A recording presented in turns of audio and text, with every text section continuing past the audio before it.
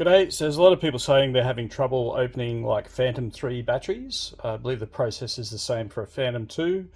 You're seeing people using all sorts of tools to try and release the clips around the head, and then using like heated blades to like cut the case open. It's really not necessarily, it's fairly straightforward. There's two parts to it. First, we need to take the head off the battery, and then we need to split the case. Getting the head off is relatively easy. I've got two tools. I've got a pair of long nose pliers and a pair of multi-grips. You could do this potentially with a hammer as well. I've just always used multi-grips. All I want to do is give it a bit of a knock there, and a bit of a knock on the other side. Cover comes off, button comes out. Really straightforward, nice and simple. I haven't damaged that in any way. That'll just clip back on again. The next thing you want to do, you need to be a little bit careful with this, is we get the pliers and we want to put it inside the case here, and we're going to basically pop it open, which will release all those clips that it has. You need to be careful not to be pushing down too hard, because you could actually damage the battery. So that one was fairly easy.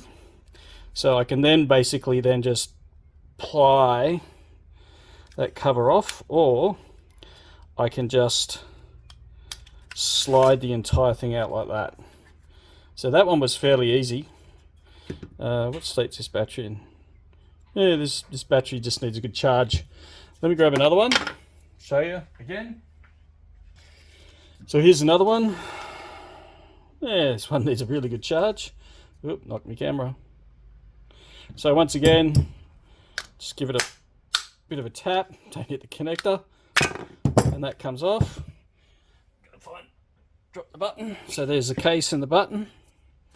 And then all I want to do is, I generally start on this side, is get those pliers in there and pop the clips.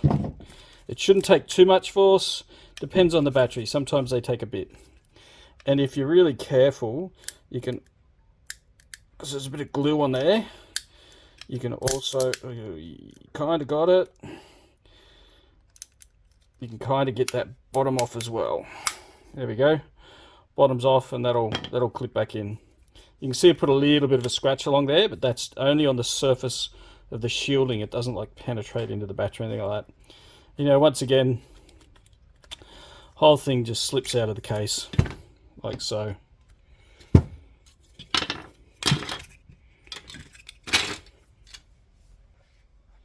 Righto, I hope that helped. And you know, putting them back together is basically just the reverse. You know, you just need to, however you did it, you just need to put your battery back in, make sure you orientate it the right way, because it only goes one way. And you need to make sure that the boards slide into their slots. See that little groove just there? I don't know if you can see that, there's a little groove. The board on both sides needs to go into the groove.